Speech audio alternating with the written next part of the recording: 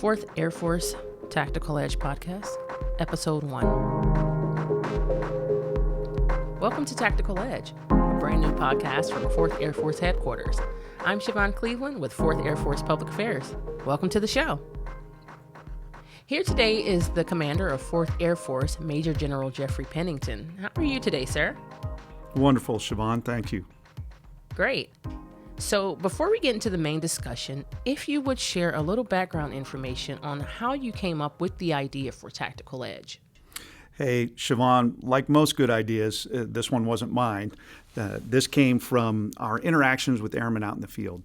You know, we're in a world today where airmen crave information, all of us do, and they're used to getting it on a more frequent basis than once a month at a commander's call.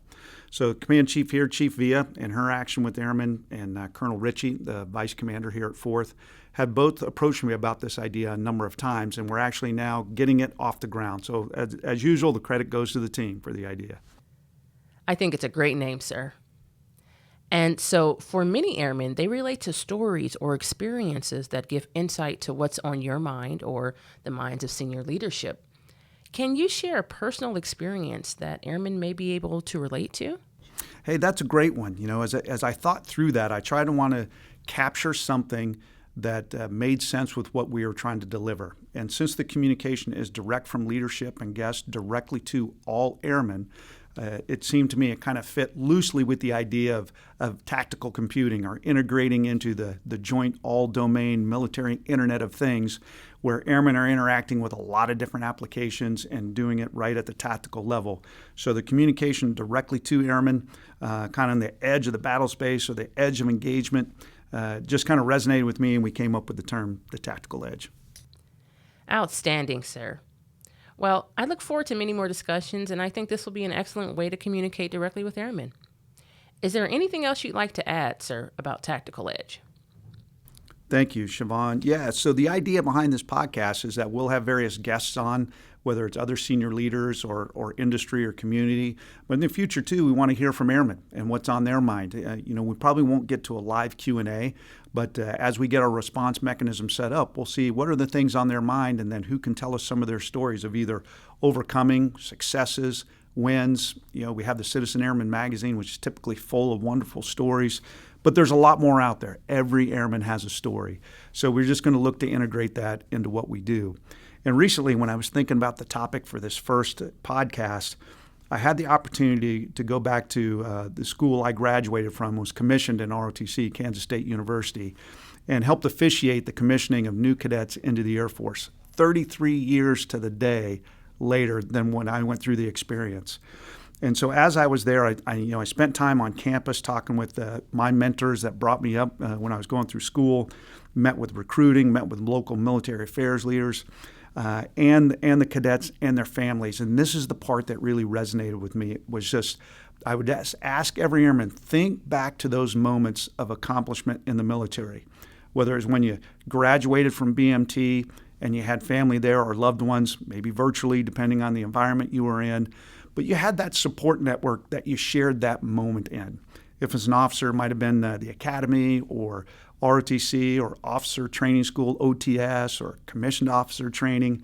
Typically, you had the loved ones around you saying, wow, congratulations, we're proud of you. And in that moment, when you raised your hand and you swore an oath to defend the Constitution, like Secretary Austin recently reminded us that we took, I want you to think about that feeling of accomplishment and pride and commitment, the integrity it took to make that oath, the distinction you made to serve your country in that moment. And I would just ask to think and reflect back on that as you're making decisions going forward. Think through that time. Think through how the nation is counting on you, your family's counting on you, how many times people say to you, thank you for your service. And with that comes responsibility. They expect excellence. They expect excellence in all areas of our life, all decision-making. And trust me, Shevonne and listeners, I am not perfect, and I make mistakes on a daily basis.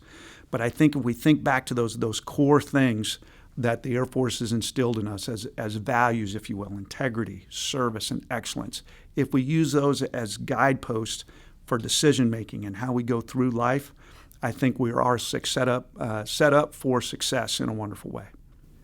Excellent. And so, with that said, what's your vision or ideas for future stories for the podcast? As I alluded to, a few moments ago, the idea behind this is that we stay engaged on messaging directly to airmen at the airman level, and it can be any rank. But what we want to do is unfiltered, messaging directly to them, so they can get insights as to what's on my mind, Chief Villa's mind, General Scobie and Chief White. What are they seeing from their perspective? In the military, we kind of call that an out and up look. What are senior leaders doing to make a difference for us? How are they impacting us? What decisions are being made to shape our force as we get ready for a high-end fight or near peer or peer adversary competition? And then also kind of down and in. What are those personal stories of success that people have? What challenges have they overcome? What steps are they taking to make their organization better? One of the areas I really want to exploit is what are people doing to be disruptive innovators? Now, not disruptive in a non-professional way, but rather, hey, how do we upset our standard way of thinking about things and really improve our organization's ability to provide combat capability to commanders for the future fight or things that we're doing today? So this first round will focus on those tactical level things. We're going to weave in some operational level things. Those are things that, hey, how do you employ your combat capability? Whether you're exercising on a drill weekend, you're getting ready to deploy, you're doing some off-station training.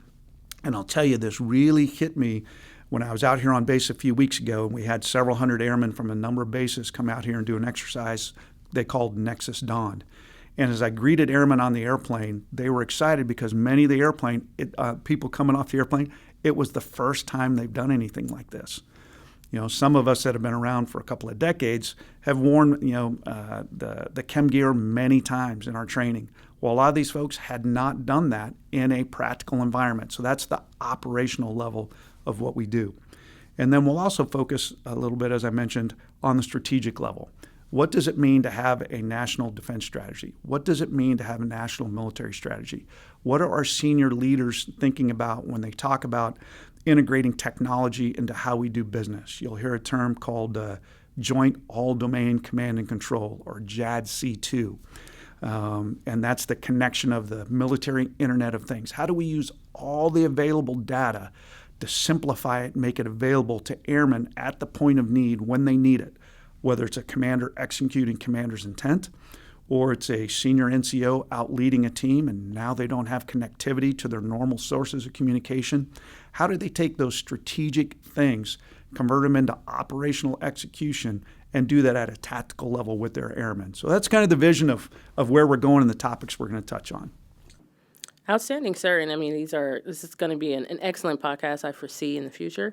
And is there anything else that you'd like to add about Tactical Edge, the vision, before we conclude here? Thank you, Shevonne. And yes, look for the feedback mechanism. We want to make sure that we are on point and delivering effective information and communication that works. And then importantly, that feedback will include, hey, what do airmen want to hear about? What's on their mind? And Chief Villa will be working those issues. Colonel Ritchie, I've challenged the staff to come in here and interview and interact with you. And in the future, like I said, we'll have dial-in.